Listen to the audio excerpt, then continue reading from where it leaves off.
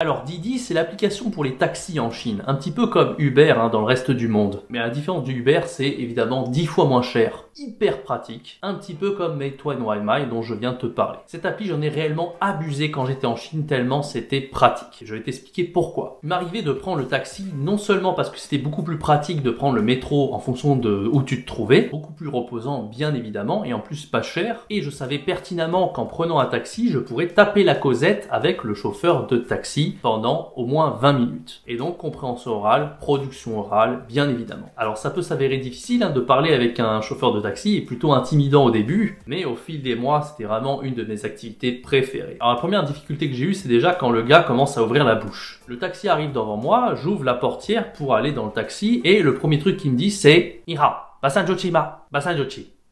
Au début, je comprenais vraiment que dalle à ce que les mecs disaient. Je comprenais que dalle. Le mec me demande Basanjochi et je répondais Basanjochi parce que je savais pas ce qu'il racontait. C'est-à-dire quoi Basanjochi? Je faisais genre que j'avais compris alors qu'en fait, j'avais rien pigé du tout. Et en fait, j'ai compris au bout de 6 mois, ça m'a pris vachement longtemps avant de comprendre qu'en fait, il voulait confirmer que c'était bien le bon numéro de téléphone qui avait réservé le Didi. Et donc, mes numéros de téléphone finissaient à la fin par 8397. Basanjochi. Je me suis dit, oh putain, c'est normal que j'ai rien compris. Le mec, il le dit tellement vite. Imaginez, c'est comme si vous étiez chauffeur de taxi en France, un Chinois arrive, il parle pas très bien français, et vous dites « Bonjour, 8397 ?»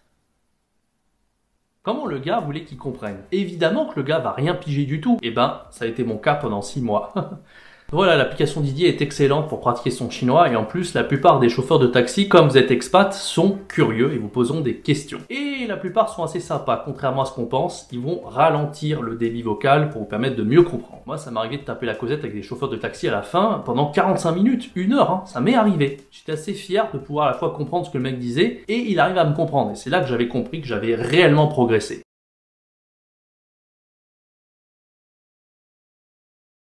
T'en as vraiment marre d'être débutant en chinois, tu es bloqué et tu ne sais pas comment progresser, tu aimerais passer au niveau intermédiaire, alors écoute ce que j'ai à te dire maintenant. Si tu es bloqué au niveau débutant, tu ne sais pas lire les caractères, tu n'arrives pas à converser en chinois et tu n'arrives pas à prononcer les tons et les pinyin en chinois, je te donne accès à une formation aux petits oignons qui va absolument décupler ton niveau. Vraiment, tu vas pas en croire tes yeux tellement tu vas progresser. Alors n'hésite pas à t'inscrire, profites-en, c'est le premier lien dans la description. Il n'y a vraiment pas à discuter, cette formation chinoise, c'est la meilleure que tu pourras trouver sur internet pour progresser en un rien de temps. Il n'y a pas à discuter, c'est le meilleur programme, c'est tout.